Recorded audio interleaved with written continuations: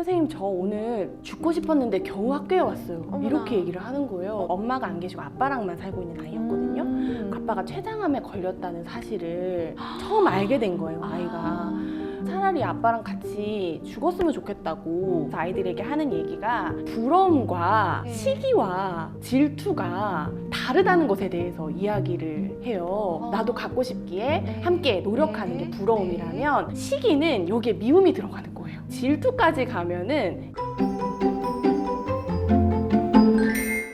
안녕하세요. 네, 안녕하세요. 안녕하세요. 반갑습니다, 선생님. 네. 자기소개 부탁드리겠습니다. 네, 저는 서울에 있는 초등학교에서 근무하고 있고 또 좋아서 하는 그림책 연구의 대표로 활동하고 있는 이연아입니다. 반갑습니다. 네, 반갑습니다. 네. 선생님, 와, 연구의 대표이기도 하시지만 네. 저는 정말로 흥미롭게 제가 선생님 이력 중에 봤던 것은 바로 이것. 아, 네, 이 초록통입니다. 네. 설명 좀 해주세요. 네, 제가 2017년부터 초록 우체통을 교실에 놓고 아이들에게 이제 고민이 있으면 쪽지에 네. 써서 그 사연을 여기에 넣어달라고 얘기를 했어요. 익명도 된다. 네. 하고 싶은 말 뭐든지 선생님께 해도 되는데 답장을 받고 싶으면 꼭 이름을 써달라 그랬어요. 아. 그러면 제가 답장 편지와 함께 그림책을 처방해 주겠다라고 아이들에게 얘기를 해서 다양한 사연 이야기를 들었던 숨을 틔울 수 있는 그런 틈이 되어준 그런 그러게요. 우체통이에요. 되게 든든할 것 같아요. 우리 네. 반에 이거 있으면. 그래서 몇 음. 년 동안 운영하셨어요? 7년 동안 운영을 했어요.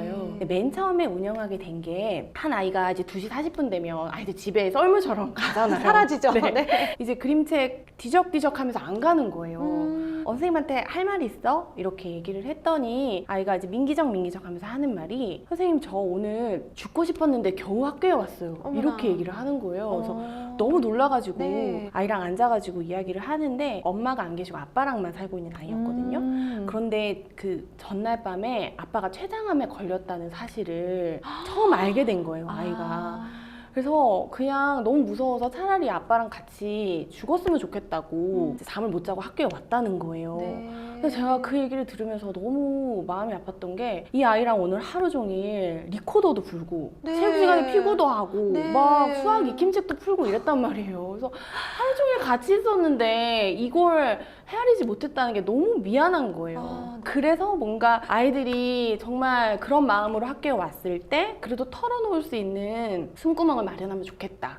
그래서 처음에 시작하게 됐던 그런 우체통이에요. 네. 책 속에 물론 이따 해주시겠지만 와 이게 어린이들의 사연이라고 정말 우리 맞아요. 부모님들 보시면 깜짝 네. 놀랄 만한 그 정도의 다양하고 또 정말 그 수위도 네. 와 성인들이 하고 있는 고민과 무엇이 다를까? 맞아요. 이 정도로 네. 심각해 보이기도 하는 그런 고민들을 다양하게 선생님이 일단 우체통으로 받으셨고 네. 또 처방해 주신 거 봤어요. 맞아요. 근데 네. 그게 단순히 힘내렴 막 이렇게 답장을 쓰신 게 아니라 정말 네. 좋은 책을 권해주신 것은 너무 좋았을 것 같아요. 그 네. 아이들이 진짜 아유, 답장 감사해요. 이상의 어떤 되게 큰 도움이 됐을 것 같고요. 구독자님들이 책 되게 많이 읽으시거든요. 아, 저희 채널 그쵸. 어머님들이 네. 진짜 책 많이 읽으시고 네.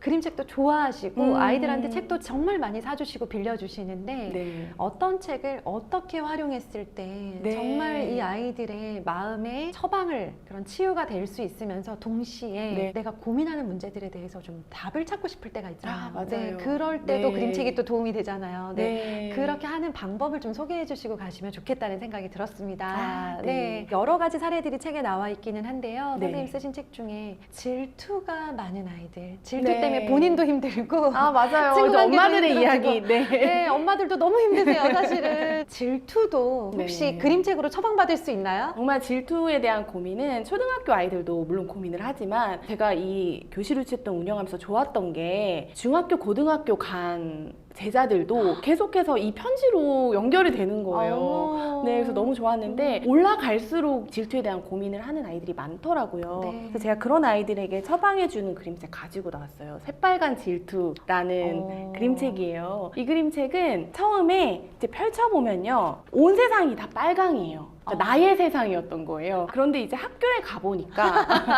너도 나도 빨강, 파랑, 노랑의 세상에서 살다가 이제 오게 되잖아요. 점점 이제 파랑이 물드는 거예요. 처음에 이렇게 빨강이 최고인 줄 알고 네, 살았던 아이가 어딜 봐도 파랑이 점점 빨강의 자리를 넘보게 되는 거예요. 이럴 때 빨강은 틈만 나면 파랑을 흉보기 시작했어요. 파랑은 우울해. 파랑은 겁쟁이야.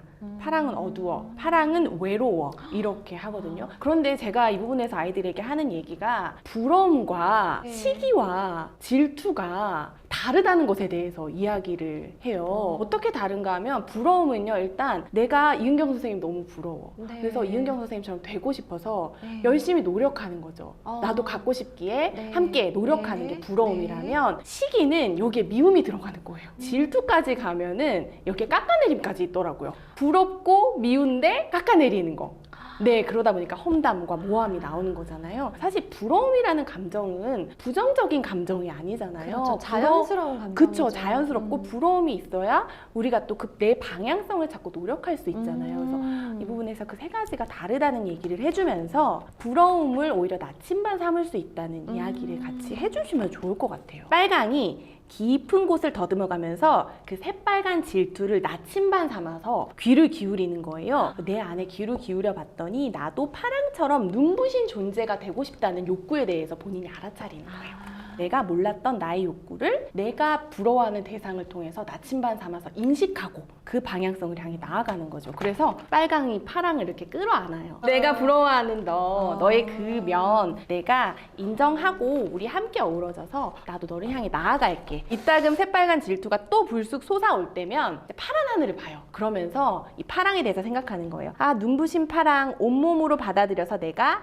더 빨갛게 익어갈 테야. 화살표를 상대가 아닌 나 자신을 향하면서 네, 이렇게 그림책이 마무리됩니다. 저희 채널에 오셨으니까 저희 네. 부모님들께도 네. 처방전 좀 내려주고 가세요. 네. 어떤 저희- 고민 있으신가요? 저희 채널이 이제 연차가 좀 되다 보니까 사춘기에 들어선 부모님들이 되게 많으세요. 그쵸. 아이는 진로 때문에 방황하고 있고 네. 부모님은 자꾸 예전 같지 않고 떨어져 나가려고 하는 멀어지는 아이를 보면서 되게 마음 아파하시거든요. 네. 그런 부모님들의 마음을 좀 위로해주고 어떻게 생각해야 되는지 생각을 정리하게 네. 해주는 책이 있을 것 같아요. 아, 네. 학부모 상담 해보면 선생님 이제 규현이가 방문을 닫기 시작했어요.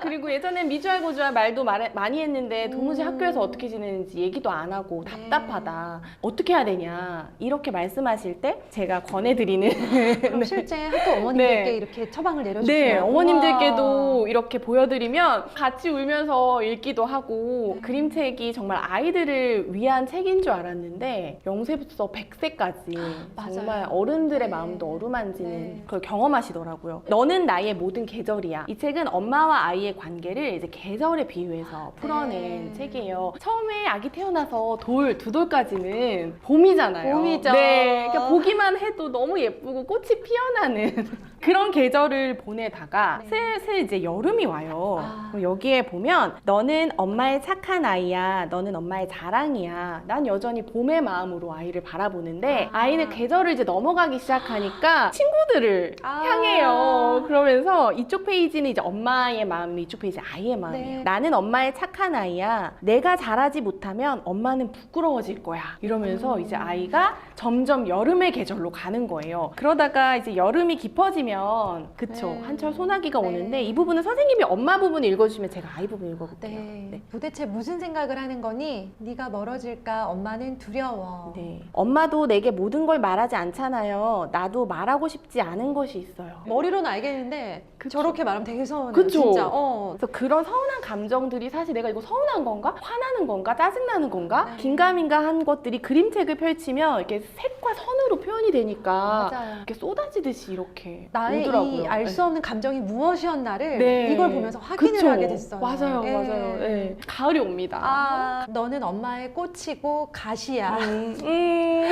너는 엄마의 사랑이고 엄마의 눈물이야. 네. 나도 모르겠어. 내 마음은 화나기도 어둡기도 해. 설레기도 하고 두렵기도 해. 아이는 방문 닫고 들어갔고 거기에 덩굴이 막 있잖아요. 네가 떠나면 내 마음은 캄캄한 밤이 되겠구나. 엄마의 빛을 찾아요. 어둠 속에 숨어버린 엄마의 별을 찾아요.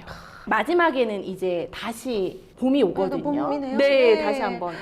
너는 깊은 숲속의 꽃처럼 귀한 아이야. 너는 엄마의 변하지 않는 사랑이야. 나는 깊은 숲 속에 꽃처럼 귀한 아이야. 엄마는 나의 변하지 않는 사랑이야. 첫 봄. 네, 첫 봄에는 엄마가 아이를 안고 있는 걸 시작하거든요. 네. 근데 마지막에는 장성한 아이가 네. 이제 힘이 빠져버린 엄마를 또 안아주면서 아. 새로운 봄을 맞이해요. 그냥 인생이네요. 그쵸. 이 책 한 권이. 네, 육아 20년이 모두 담겨있는 그런 책이기도 하고, 저는 네. 이 책을 통해서 아이들에게 이제 처방해 줄 때는 각각의 계절에 맞는 각각의 힘이 있다고 생각을 해요. 네. 아이를 바라볼 때도 봄과 같은 마음으로 아이 9살, 12살, 20살까지 볼 수 없잖아요. 그쵸. 그림책으로 선생님께 처방을 받으니까 참 좋은 게 바쁘다 현대사회에 한 2시간짜리 강의 들어야 이 정도 감동 오거든요, 사실은. 가볍게 시작했는데 충분히 정말 처방받았다, 치유받았다, 네. 그리고 정리했다라는 생각이 들어서 네. 다양하게 그림책으로 이렇게 처방해 주신 네. 이것들이 우리 부모님들께 너무 큰 도움이 될 것 같아서 아, 저는 선생님의 그럴 수 책을 꼭 있어요. 소개해드리고 싶었거든요. 감사합니다.